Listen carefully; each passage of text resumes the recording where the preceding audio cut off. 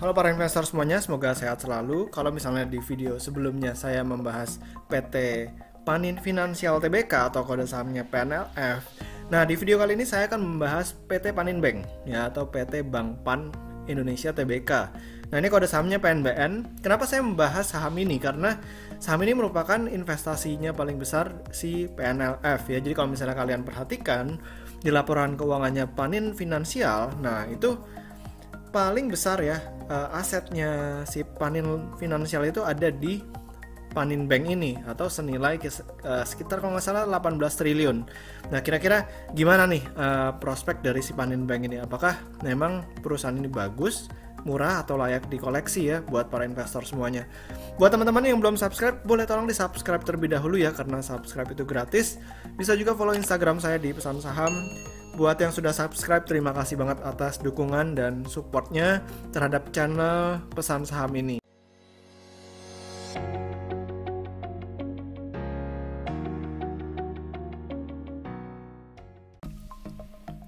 Nah, jadi secara sekilas PT Panin Bank ya, Bank Pan Indonesia ini merupakan bank komersial dan termasuk yang salah satu yang terbesar di Indonesia. Ini saya ambil dari website ini. Ini didirikan dari tahun 1971. Nah, ini merupakan hasil merger antara Bank Kemakmuran, Bank Industri Jaya, dan juga Bank Industri dan Dagang Indonesia. Lalu 1982, perusahaan ini melakukan go public atau melakukan penawaran saham perdana ya, sekaligus menjadi bank pertama di Indonesia yang mencatatkan sahamnya di lantai bursa. Nah, jadi kalau misalnya PNLF waktu itu dengan nama Panin Life-nya itu merupakan perusahaan asuransi pertama yang mencatatkan saham di Bursa Efek Indonesia. Nah, kalau Panin Bank ini merupakan bank pertama di Indonesia yang mencatatkan sahamnya di Bursa Efek Indonesia. Oke ya, kalau misalnya kita lihat dari tahun 2018 nih, ini di websitenya dikasih tahu Panin Bank ini memiliki total aset sekitar 200 triliun dengan penyaluran kredit tumbuh 7,93% dan seterusnya. Nah, ini dia ya. Kalau misalnya teman-teman bisa lihat di sini, ini grafiknya harga saham si PNBN atau Bank Pan Indonesia Tbk. Kalau misalnya kita berinvestasi dari tahun 2012 sampai dengan tahun 2020, kita diemin terus ya. Ini saham nggak kemana-mana ya, jadi cuman bergeraknya di kisaran 800, 600, 800, 600. Tapi walaupun dia sempat naik ke harga 1400, 1500 ya, tapi dia balik lagi ke harga 800. Nah, kalau tahun 2020 mungkin akibat pandemi COVID-19 ya, akhirnya dia turun lagi. Padahal di tahun 2019 ini sempat naik ke 1500 tapi turun lagi. Jadi kalau misalnya kita investasi 5 tahun di PNBN ini nggak memberikan return sama sekali.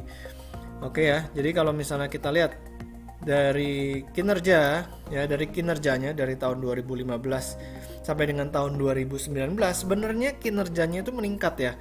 Dari pendapatan bunga dari 16,9 triliun naik jadi 17,7 triliun. Ya, lalu pendapatan bunga bersih juga meningkat dari 7,2 T menjadi 8,9 triliun. Lalu kalau misalnya kita lihat dari laba bersih periode berjalannya, ini meningkat 2 kali lipat ya, 2 kali lipat lebih, 1,4 triliun menjadi 3,3 triliun dari tahun 2015 sampai tahun 2019. Jadi peningkatan dari sisi labanya ini luar biasa banget sih buat sekelas perusahaan Bank Panin ini. Nah, cuman kenapa kok harga sahamnya belum kemana-mana ya? Kalau misalnya kalian bandingkan dengan BCA atau BRI, itu harga sahamnya udah naiknya lebih luar biasa dibandingkan dengan PNBN. Nah, kalau misalnya kita lihat dari sini, nah ini dia ya, PT Panin Finansial Tbk ini memiliki 46,04% sahamnya si PNBN.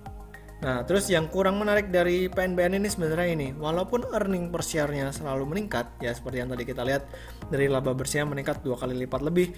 Nah, tapi dia nggak pernah membagikan dividen ya, dari 2015 sampai 2019 ini benar-benar absen sama sekali, nggak pernah bagi dividen. Jadi ini adalah suatu pertanyaan nih, loh ini beneran nggak nih, kira-kira labanya kok nggak pernah dibagikan kepada pemegang saham gitu ya. Nah, itu juga bisa jadi pertanyaan. Lalu kalau misalnya kita lihat dari rasionya, debt to equity rasionya 400%, sebenarnya masih oke ya dibandingkan dengan bank-bank lain juga sekitar segini. Lalu current rasionya 113% masih oke. Kalau misalnya kita lihat price to earning rasionya, ya ini dari sisi valuasi multiple-nya, ini di 7,45 kali. Jadi sebenarnya masih murah ya, masih murah, dan juga price to book value ratio-nya 0,48 kali. Nah, jadi ini kalau dilihat dari multiple-nya, ini memang saham ini boleh dikatakan murah ya. Apalagi kita memang lihat dari grafik harganya yang di sini, ini penurunannya cukup tajam ya, dari 1.500 turun ke 800, kan otomatis sudah diskon hampir 50% ya. Nah, lalu tentu kita nggak bisa ngelihat satu bank ini sendiri ya, kita harus membandingkan dengan perusahaan yang kira-kira mirip dengan Panin Bank ini. Jadi saya memilih Bank Danamon, BDMN ya kodenya. Nah, ini memiliki ekuitas yang sama ya, ekuitasnya si Bank Danamon 42 triliun. Kalau misalnya kita lihat si PNBN itu punya ekuitas sekitar 40 triliun. Jadi boleh dikatakan ya ini size-nya sama lah, sama dengan Bank Danamon.